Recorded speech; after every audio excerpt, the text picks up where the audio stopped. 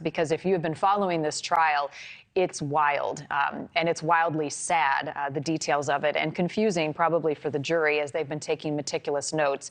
I'm curious, we wondered what the defense would do. Was rest their case without calling any witnesses on your bingo card?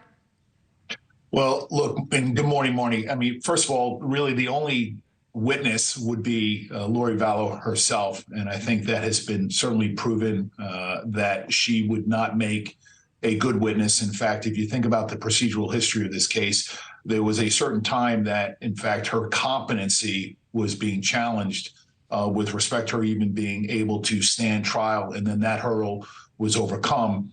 I think if you recall, during the Alex Murdaugh case, I questioned the decision-making of putting him on the stand because, just quite frankly, I think he had no jury appeal. I think in this case, Lori Vallow would be her worst enemy. I think also from my perspective as being an attorney, the strategy here is, quote unquote, there is no direct evidence, meaning no direct evidence that puts Lori Vallow as the responsible party being accused of killing her two children. And I think they're basically banking on coming in during their closing arguments and saying that all of this mumbo jumbo is circumstantial. It doesn't add up, and to equate that their client, Lori Vallow, is in fact the responsible person to have taken the life of her two kids. How does the jury perceive the move from the defense not to call any witnesses to rest the case? And that's a great question, Marni, and I'm often involved in that type of decision-making and that strategy. You know, you take a step back and you say whether or not the jury may say, well, the defendants are taking a position like, hey, this is not a big deal. There wasn't anything here. And what are we doing here? This has just been a charade and a big waste of time. And the prosecutor, has just been kind of throwing up, innuendos and rumors, but nothing really connects the dots. I think, though, in this case, and certainly with respect to the credibility of some of the witnesses that were brought in on behalf of the prosecution, and in particular the FBI agent who went through very methodically with respect to the phone data.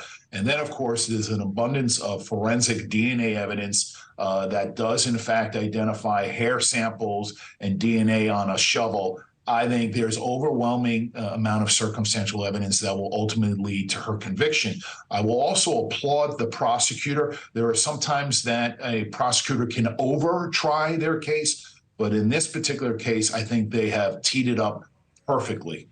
There has been, Stuart, I agree with you, a lot of compelling evidence that has been put forth to this jury. And the prosecution's last witness was Nicholas Edwards, a lead investigator for the Idaho Attorney General's office. He was involved in the search at Chad Daybell's property, and he described what it was like when he found 7-year-old J.J. Vallow's body in a shallow grave. I want to play his piece of testimony for folks at home. It exposed some rocks. We were using small tools, brushes. Once those rocks were exposed, we removed the rocks. There was more dirt. There were boards, 2 boards. And we removed the boards. There was dirt. And then exposed to my right, as I was kneeling down on my hands, there was what appeared to be the shape of maybe a head in a black bag.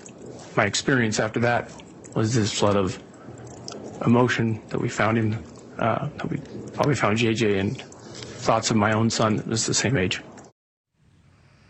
And just to add to that testimony, and it was emotional for that agent to come upon that. It would be for anyone. We now know that JJ was in red pajamas. He was wrapped in a plastic bag over his head. He was duct taped. He tried to fight back and save his own life. My question to you is, as the jury is instructed now from the judge on how to handle deliberations, they will be told to keep emotion out of it. I don't know, as a human being, how you hear the details of finding that little boy on that property and how his life was taken, that you can take emotion out of it. So, Marni, with that's a fair statement, and they will be instructed, obviously, to not render a decision based upon emotion. But the judge will also instruct them and remind them that they did not leave their common sense outside the courtroom door.